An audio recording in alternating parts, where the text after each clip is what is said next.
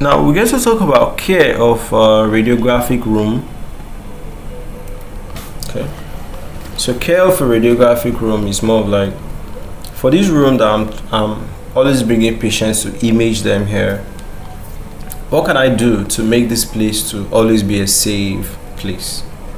Okay, that's what the concept of care of a radiographic room entails, you know. So it ensures that you are keeping everything fine so that what the patient is safe, and when you want to get images from that place, they are accurate, you know. And for the equipment you are using, it also ensures that your equipment will be there for a very long time so that you keep using them, you know.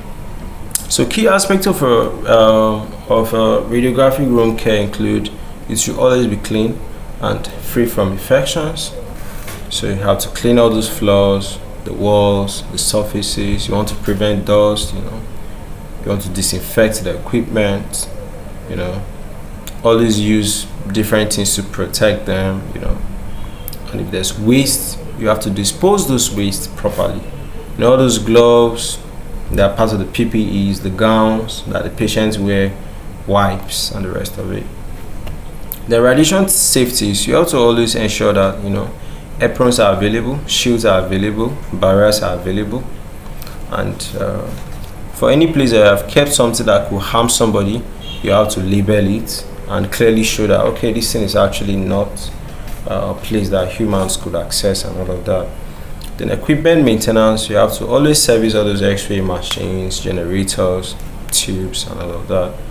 Perform all those quality control tests, keep the calibrations intact, and a lot of things.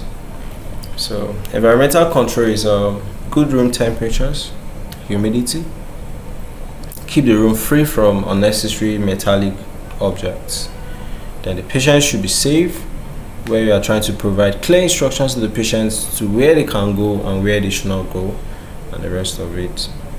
Okay, and immobilization device is very important.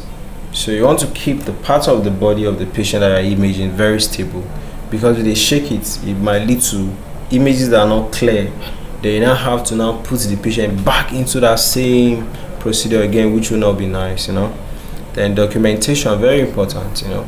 For every time you have a contact with the patient, and everything that goes on should always be documented.